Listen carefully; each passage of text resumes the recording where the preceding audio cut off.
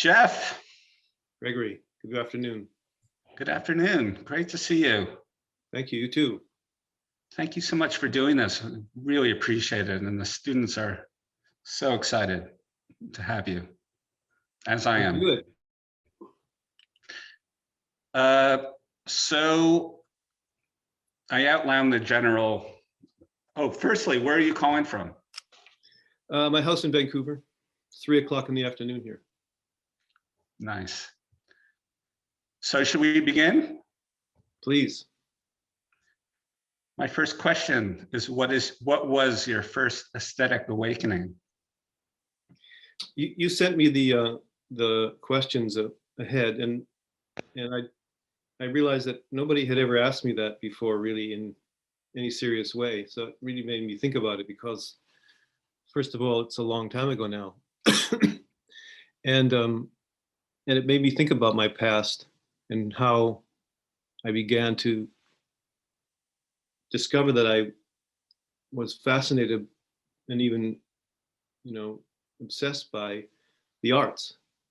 And I think the first thing I can say is that at some point, because of things I'd seen, and I'll specify what some of those things were, I became excited that by the very fact that there were images of things as opposed to the things themselves. A child at some point sees his or her first picture or realizes they're seeing their first picture. And that's a duplication of what they see when they turn their head to look at what's around them. And I think that if you are interested in, let's say, the visual arts, that will be an exciting moment when you discover that there are such things, because an infant wouldn't know that. And I know that at some point I ignited a sort of fascination for the very existence of the arts. First it was an image, and then it became words and sounds and so on. And then you realize one after the other, your senses are duplicated in the arts. And so I thought back of when that happened to me. And I realized that I grew up, I was born in 1946. So by the time I became first aware of these things, I might have been about 5 or 6 years old. So early 50s. And the early 50s was, a moment when our culture, North American culture, Canada was part of that. There was a mass culture then, not like now, and not nearly as dominant as now, though it was there. But it was basically a print culture. I'm also one of those people who, in a way, was never much affected by television. When I was a child, we didn't have television until maybe 1954. And even then, we didn't watch it very much because firstly, there was nothing on for a long time. And secondly, we weren't habituated to watch television. It was something that had to emerge. And so that didn't play a big part for me as a kid, but it was print that played the part. And of course, the very first things I can remember are children's illustrated books, little books I read as a child that was read to me, maybe by my mother or father.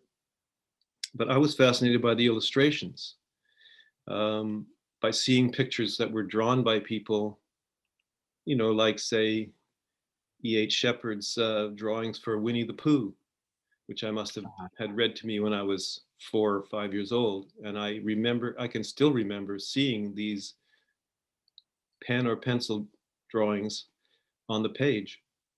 And those sorts of things were amazingly powerful images or experiences of seeing that stuff. So print was very, very important. And slowly, through illustrated books, began to understand what pictures were. The other thing I remembered clearly from that era, maybe a few years later, was reading the funny papers. Because in the 50s, still remember, this was the end of the great period of the comics. comics that you saw in the newspapers in 1955, a lot of them had been in the newspapers since 1930 and even 1920. And so they were, and they were beautifully drawn, whether it was Dick Tracy, you know, or Our Boarding House, Katzenjammer Kids, which was a comic strip that came out of the 20s in Germany. These things went back into the early 20th century, and they had a certain look to them. And they were pretty sophisticated kinds of drawings. So, you know, that was super important. And from there, you know, it went on to things like magazine illustration. Book magazines like Look and Saturday Evening Post and so on were illustrated with paintings. Sometimes they were oil paintings. In fact, often they were oil paintings that were reproduced. The most famous would be like Norman Rockwell, who did the covers. Those were oil paintings. So what they were reproducing were essentially the same kind of things that you would see in a museum, except on a different level of sophistication, I suppose. I also think that the 50s into the 60s was also a period when serious art still had a lot of prestige in the mass media, the mass media of its time. You remember that that period was kind of one in which the high arts, we used to call the high arts, still call them that to some extent, were being disseminated via print. Right.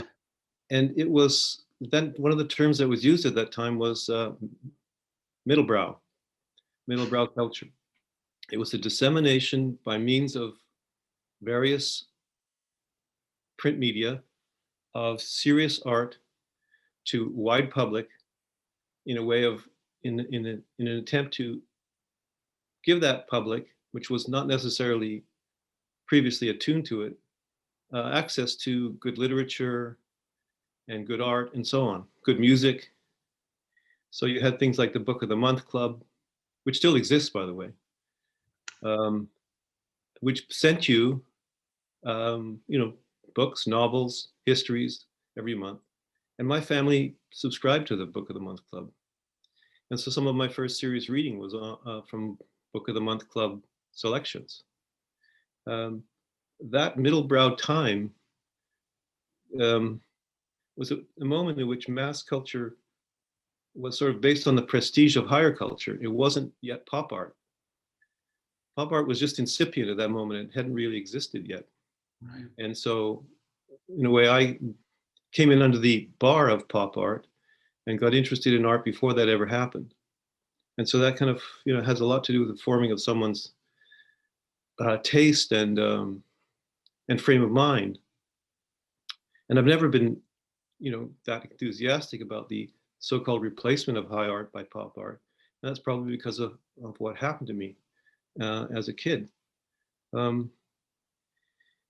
Another big influence, aside from Book of the Month Club, was things like these illustrated books, publications my family received about the masters of art, which we got from Harry and Abrams in the 1950s.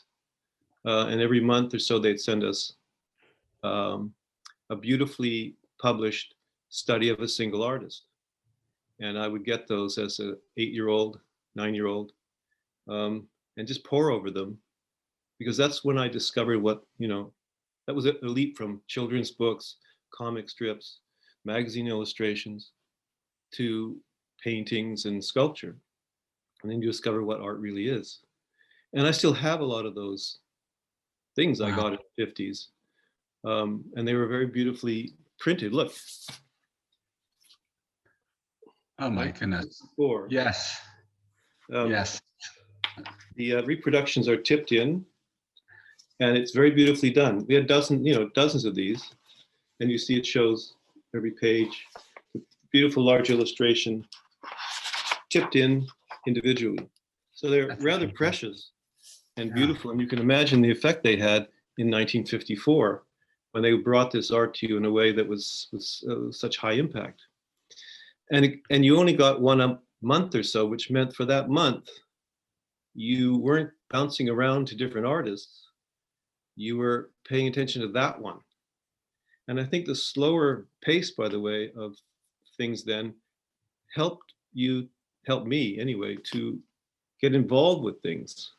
Because let's say I had Manet that month, that was what I thought about, because that's the book, the new one.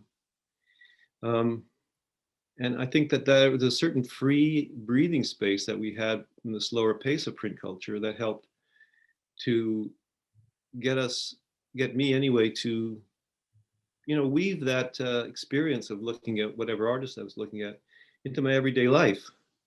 So I would do different things during the day, and then I would look at that book, and then that book would be part of that day. And that went on for a while. And I think that that pace had a lot to do with forming my taste, forming my interest in how I like to look at art. Something else I think was very important in that time, which is very middlebrow, was Horizon magazine, which was people who are my age will probably remember. It's an American subscription, and it was a magazine of culture and art, history, literature, and so on, published in the United States. And I think it came out every month or maybe every second month. And it contained very, studious articles by very, very prominent people, like Andre Malraux and people like that would write on all sorts of topics from culture, history, politics, the arts, literature. And I read those horizons regularly, and that's one of the places I began to become literate, by trying to understand what they were talking about. And that, led me to a lot of other reading by the time I was probably 12, 13, 14 years old. And Horizon, through its literary criticism, led me into this kind of neurosis of novel reading that probably indulged in all my life, because it led me to literature in a way that I thought, which was it was a very good guide to literature. And so by the time I was that age, I was reading more seriously. I jumped from little children's books over whatever the books one would read as a young kid, via something like Treasure Island, whose illustrations fascinated me.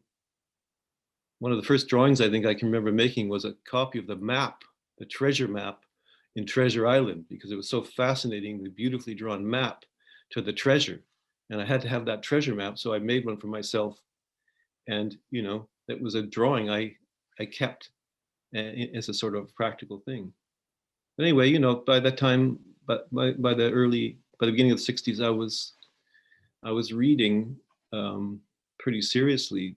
I was thinking back, what were the first serious novels I read around 1959, 1960, 1958 and I remember reading Richard Wright's Native Son, which is an odd one, I suppose, but that's what came up. I read Madame Bovary in the Book of the Month Club selection, for example.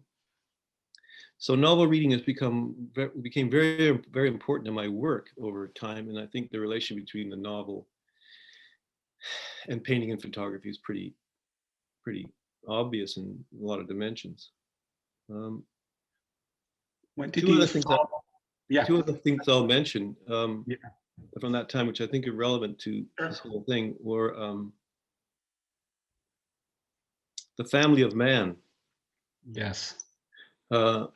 Because that exhibition, which was then disseminated as a famous book and sent by subscription to my parents, was the first time I really had to look seriously at photography. That would have been sometime around 1958, I suppose.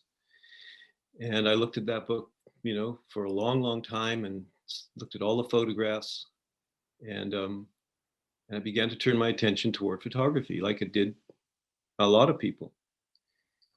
By this time, I was also running into the public library every week, getting books on art. I ride my bicycle to the public library, which had a good selection of books on art. And I would take them out 3, 4, 5 at a time and read them that week and take them back the next week.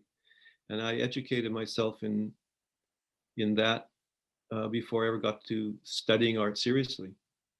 by the time I went and became a so-called art history student, I already had learned art history from the public library, and public libraries were another part of that 50s print culture that helped to form people and certainly formed me. In my high school, which is a ordinary public high school, had a very, very good art department with a very nice art room in which we had art supplies, and they let us use them and we could make things. Not only did they have that, but on the shelves in my art room, they had all the current art magazines every month, which in those days was Art News, American Artist, Art International, which was published in Switzerland, I think, and Canadian Art. And I read those magazines front to back every month. I learned about contemporary art in my art class in high school, not partly because of the teachers, but partly because of the magazines that were the school subscribed to for kids like me. That world was very sophisticated. Vancouver is a very small place. At that time, it's one of the farthest away cities of any substance in the world. It's about the farthest away you can get from the old world. But it was much more urban then than it is now. And its urbanism contained a lot of cultural threads that found their way into all sorts of places, like my high school. I had young artists as high school art teachers. And I loved to draw, and I could draw pretty well, and they paid a lot of attention to me. So I had these connections before I ever met another artist. The first artist I met was my high school art teacher. And so all these things, let's say between 1955 and 1963, maybe, they all happened. I never really saw much art because the museum here didn't have much of a collection, although I saw a few things. And certainly I saw Canadian painting, which was pretty sophisticated. But a big event for us, and I'll just end with this in terms of all these reminiscences, was the Seattle World's Fair, which took place in 1962. And my mother drove me there to see the art exhibition that they had arranged for the Seattle World Fair, which was remarkable. And it included just about every artist you can think of who was either contemporary. I think they were all alive then, including Picasso, Rothko. Everybody you can think of was in this exhibition. One section was international, one section was American. There was no Canadian, of course. There was also an old masters exhibition. And I can still remember standing in front of paintings like Siegfried by Franz Klein, which was a bigger painting than I'd ever seen, even though I'd seen reproductions of it already in art magazines. I knew who Franz Klein was. I knew who the artists were then, but I'd never really seen their work. So seeing it, of course, had this explosive effect on me and many other artists of this area who went there and had seen that sort of thing. If you grew up in Paris or New York or somewhere, or London, you go to the museums all the time, and it's not that big a deal. But when you live in a city like this, you don't see those things. So that occasion was really remarkable. So it had a big formative effect on me. So, for any kid who really wanted to be interested in art and was somehow immediately drawn to it like I was, there were a lot of open doors, even in a small place, under those circumstances. And the thing I kind of think about now is how leisurely, open, calm, and rich in a way, peaceful my encounters with art were, because they were easy to get to because mass media was making it easy, but it wasn't really getting in the way. It was just kind of opening a door to things that one could contemplate at one's own pace. And I think that slowness also had a big effect on how I understood what art was, literature, art, everything, and it had a lot of effect on how I practice it now. When did you start making pictures, photographs? So Not practice. not till a bit later in the 60s. I was always painting and drawing as a child. Um, my father gave me the tool shed in the back of our house as a studio when I was about 14, and I used to, I had my own studio literally. But I didn't get interested in photography practically until the 60s when it came in via the 60s. And then I began to get interested in that, and that in a way distracted me from my sort of maybe overly settled way of looking at art in the 50s and up to the age of 15 or 16. By then I'd probably already become a bit of a conservative. Were there photographers that you were influenced by early on, specifically in this, as you started making pictures? I came to it a bit backwards because in a way, I first started doing photographs via early conceptual art, which was a backwards way of getting into that. And so the masters of photography, whose work I already did know, didn't play that big a part at that point because everybody was against that kind of photography. They had sort of jumped over it without really having ever been involved in it. But when I look back at the family of man that I'd pored over as a kid, and upstairs I have a pencil drawing I made around that time of my favorite picture from the family of man book, because I decided to copy it. And it was Robert Frank photograph of a man walking up a staircase in an old house in Bunker Hill. Yes. So I guess it was Robert Frank. I guess I picked him out because that's the one that I have. So love to see that drawing. Well, it's somewhere upstairs. How about movies? I know was there a movie that changed your life? Any director? To go back to the thing about television, cinema, I didn't take cinema seriously artistically until the 60s and didn't pay much attention to it. And I didn't connect it to my artistic or literary interests, really. I went to the movies like kids. We used to go to Saturday matinees and see, a newsreel, 2 cartoons, and a Western. I didn't connect that really to anything serious for a while, partly because the movies were, kind of ordinary Hollywood movies that one didn't really think of in the same way as you think about Cezanne or Robert Frank.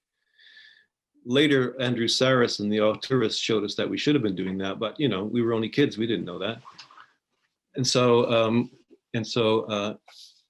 here, yes, she's got it. Okay. Dug it up. Oh no, she dug it up. Oh wow, amazing. So this was done probably when I was like 13 or 14. Wow. Thank you. But what I was going to say about the cinema was that I didn't connect it until later, when in the ordinary cinemas in Vancouver, we started seeing the films that people started paying attention to as art, like, it would have been Pasolini, Bergman, Buñuel. They showed in the ordinary movies, along with Hitchcock and Vincente Minnelli and whatever else. They showed them, and of course, when I got to university in '64, then there was a film society, and then we began to watch cinema, and then I began to realize that was an art form that I should pay attention to. But I didn't really until that time. I hadn't really seen it. The moving image didn't really play a part in the arts, at that point. The cinema was something, and the arts were painting, photography, sculpture, printmaking, and so it was only later that happened. So shifting gears slightly here, what is your least favorite part of the artistic process? I don't have a least favorite because, I think you know this. We're lucky. We just do what we like and we love to do. So I can't think of anything I don't like about doing what I do. There are tedious things, like we all have to do certain tedious things in the process of doing something. For a painter, he might not like stretching a canvas, might be a bit boring, but in the end, they're going to love that because that's just part of what they do. That's how I see it. I mean, the external things that we have to deal with in things like making money, that can be tiresome, but in fact, we can't complain about that. And I'm not going to. Yeah. Is there a part you like the best?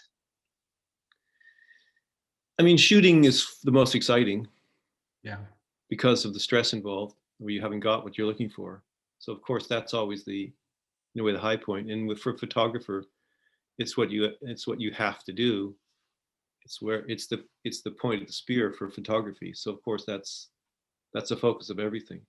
Sometimes I spend a lot of time preparing this and that, but really it's to get to that point. And the rest of it how about the post-production aspect, editing, working in the studio, printing?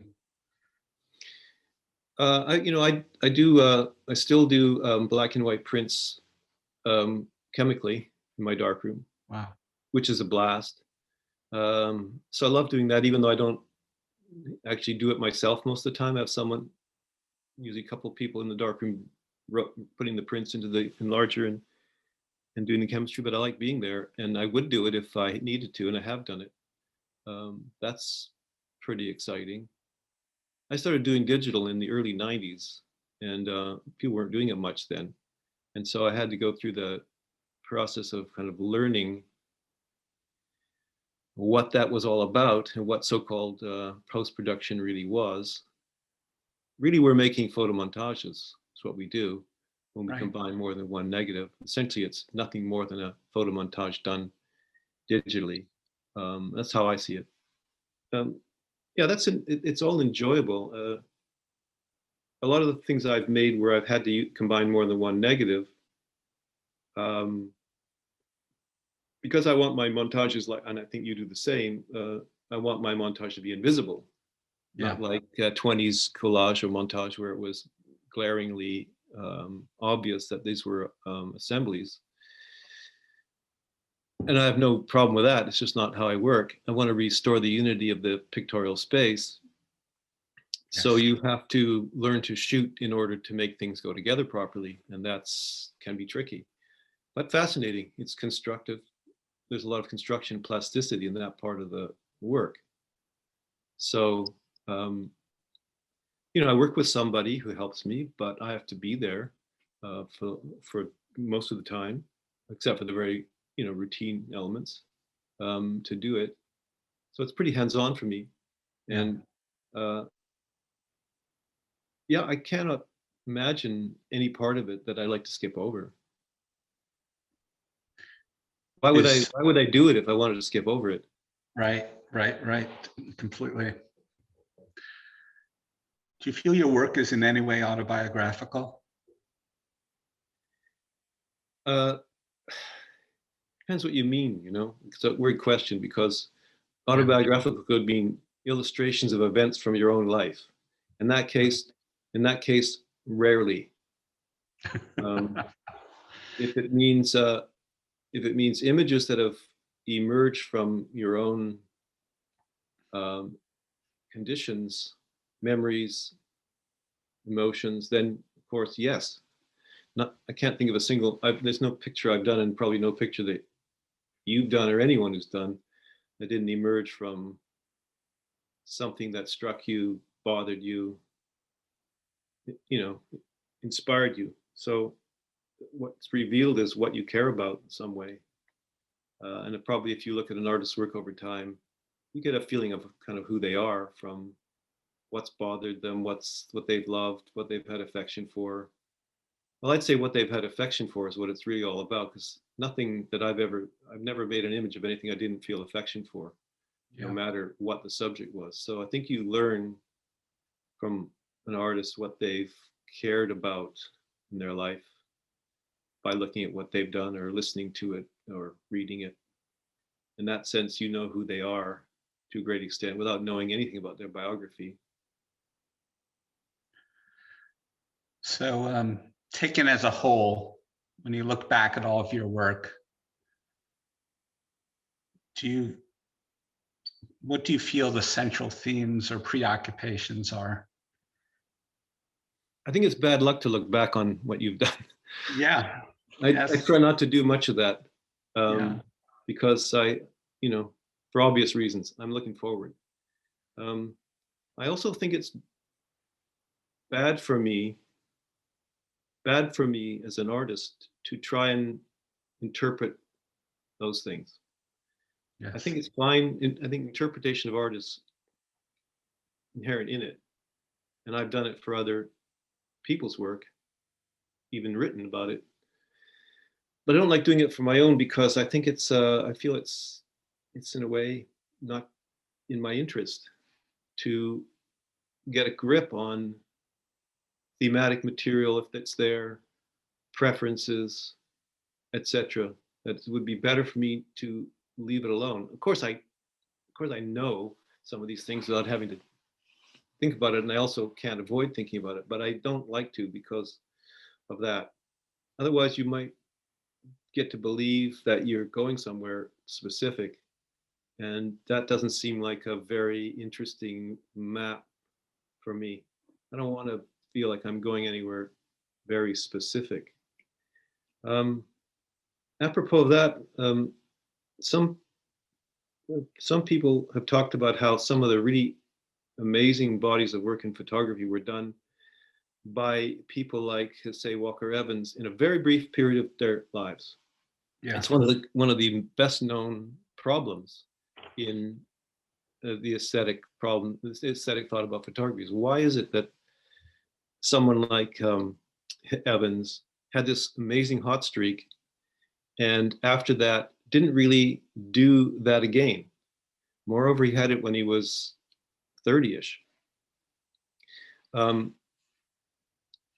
never wanted to have any hot streaks because I think there's a certain inherent photographic issue there. Frank had it too, in the 50s. He had that period when he made The Americans, and he was completely dialed in and could barely do any wrong. And after that, it's much more diffuse what he accomplished. Mm-hmm. That's different from the way a painter relates to each painting, especially in modern times where painters don't have thematic instances or subject matter that looms up so big for them. Almost never does this happen. They can move from place to place, partly because it's slower art form, but I think that the painter or the sculptor, I suppose, has a more, what I'd call a more sovereign relationship to the field of their subject matter. They're not as beholden to any subject matter as photographers in that documentary mode were forced to be by circumstance. They might not have wanted to be in that position, but that's where they ended up, partly because of the nature of what photography was in the 30s and 50s. And I've not wanted to have that relationship with any subject. And that way I've imitated, in a way, and I've been accused of imitating painting many a time, but in some ways I did imitate painting, and I think for a good reason. One of the reasons was to not get into a relationship with any subject matter that I could conceivably find interesting that would lead me onto a hot streak like that.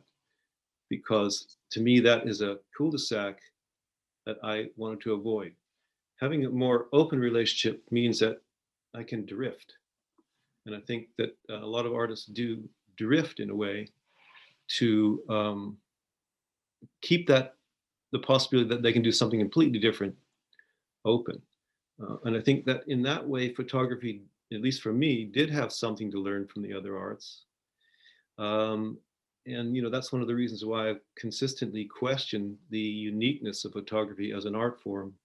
And have for a long time, created a dialogue with myself, at least, about why, about what the relation is between the art forms and what photography actually is as an art form. And And I believe that photography wasn't and isn't limited by its journalistic impulse that created by that journalistic impulse that created some of the greatest bodies of work that we know. They're unparalleled. We can't match them, but we don't necessarily have to take them as the fundamental frame of reference for what photography can do. Do you ever think about your audience? Yeah, of course, but I don't know what the content of that thought really is. To me, the ideal of the audience is unknown people who will be drawn to what I do the way I've been drawn to the work of people I've never met and never will meet, including people who lived hundreds of years before I ever saw their work. To me, that's the picture of the audience that I think is the most rich, which is all those unknowns who we will be known to by through what we do. And I don't take it further than that, because I don't think there's anywhere to go further than that, of course. Yeah. How has success affected your work?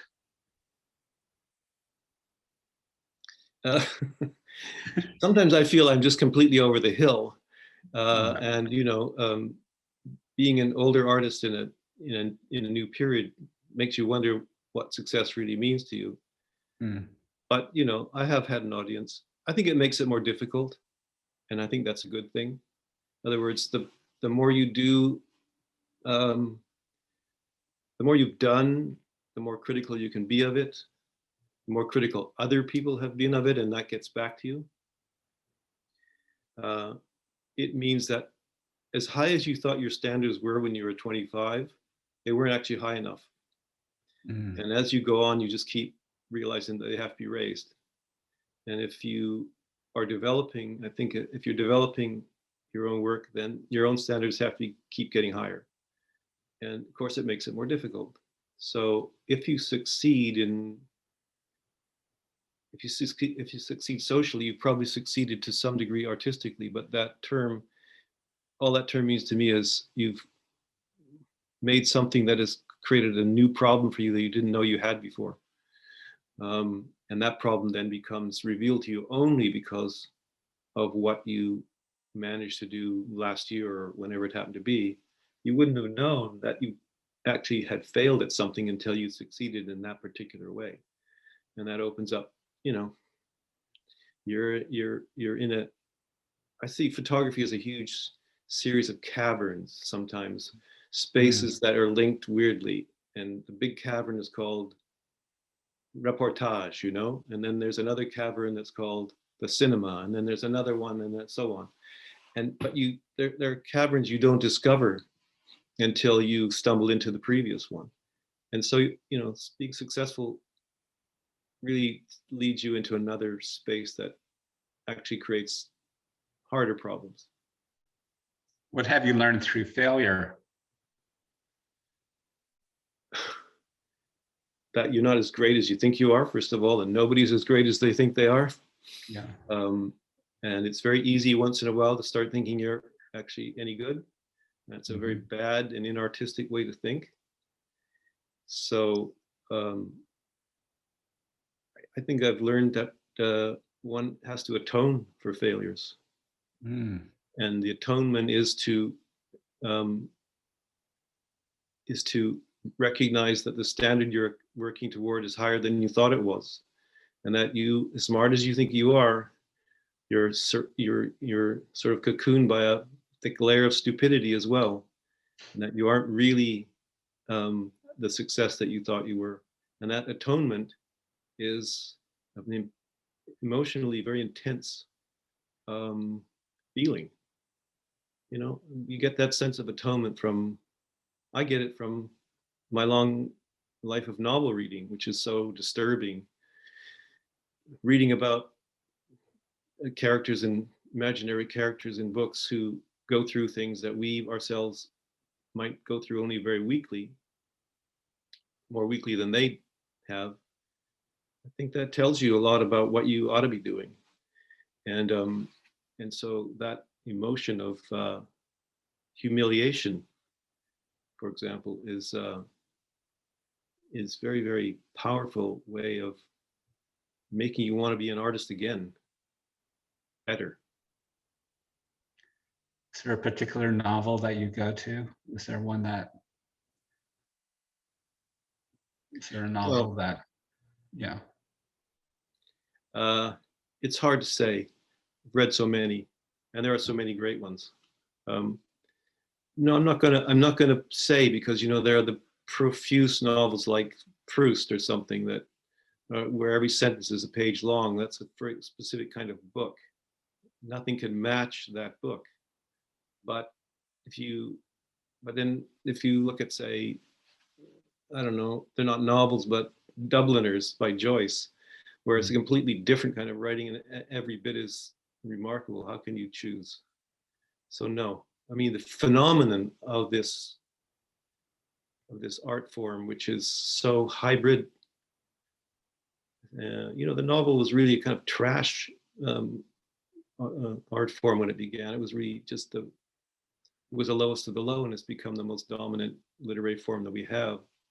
So rich, so full of possibilities that you can't really exhaust it in any way.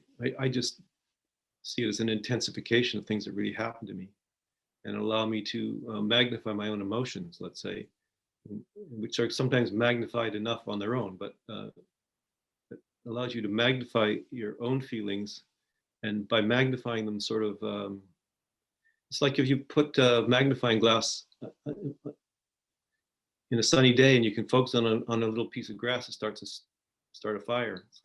It has that effect on your own way of thinking about yourself. So all the good ones, let's put it that way. Do you have any thoughts on how photographs now are generally disseminated through screens rather than physical prints, and just the whole phenomenon of social media, and how an artist a photographer exists within that environment? Well, what about screens? What about non-fungible tokens? How about them? Yes, right. The screens are a little old-fashioned already, aren't they? And it's non-fungible.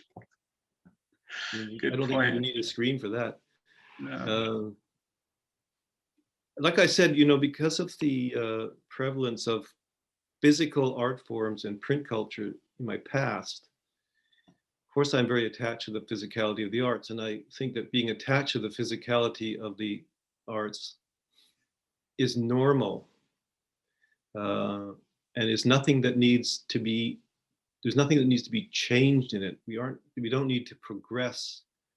We don't need to progress beyond, let's say, looking at a lithograph in a frame. There's nothing artistic to be gained by progressing beyond that. I'd like to put aside the whole idea that there are old-fashioned art forms. So the existing physical art forms, let's just take photographic prints to be simple, have nothing, there's nothing about them that that is inadequate or needs to be augmented in any way. They're perfectly good for what we want them for.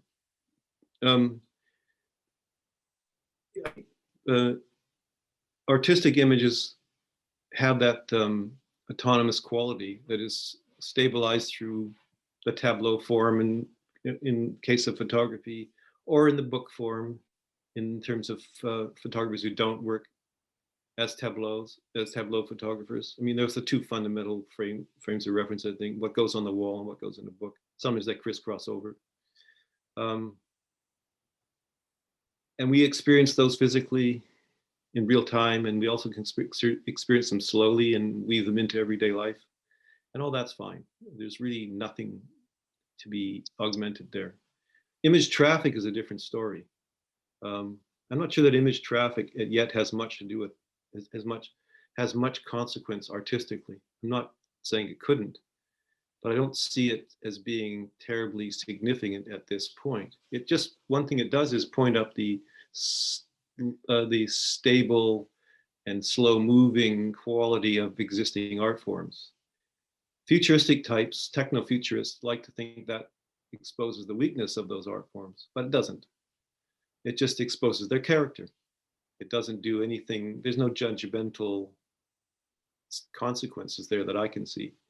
So at the moment, it seems like people are obsessed by image traffic. Of course, we all now have a device where we can take photographs in the way that we couldn't before. You know, you've got to remember that one time you had to carry a camera about, put film in it, get it developed and all that stuff. And most people didn't want to bother doing that. And so they didn't. But now that's by the boards. So images are proliferating in all sorts of ways. You know, it could lead to an artistic phenomenon of some sort that will be really impressive. There's no reason why artworks couldn't be seen on screens. They are already. Cinema is seen on screens. But I don't see it as at this moment. I don't see what the stakes are. I'm not recognizing the stakes. That might be because I'm too old, and because I don't want to. That may be. But I don't think I'm that old and that oblivious, and I don't think that I am that incapable of making judgments. That my opinion on it is not based on something. So I'm not seeing it as an artistic matter. It's a big social question. It's a photographic question in terms of the institution of photography.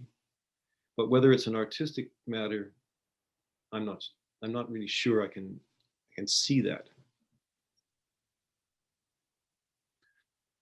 Well, thank you, Jeff. What an extraordinary conversation. It's really so many powerful things were said. And my very last question to you is, what advice would you give the students?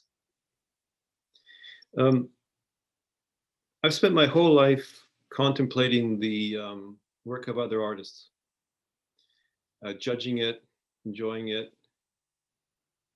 analyzing it, searching for it in real places, hunting it down in museums and galleries. I think it's very old-fashioned to say relentlessly study the best artists and do nothing else. So beautifully said. Well, Jeff, thank you so much for spending time with us today. My pleasure. It's really fantastic and full of wisdom. And also, thank you for just all telling us about your early influences. That's really amazing to see. Yeah, thanks for asking me. I wouldn't have thought about it otherwise. Very meaningful, very moving to me. So much appreciated. Well, thank you, Jeff. And thank you, everyone. So many people out there. Okay. More soon.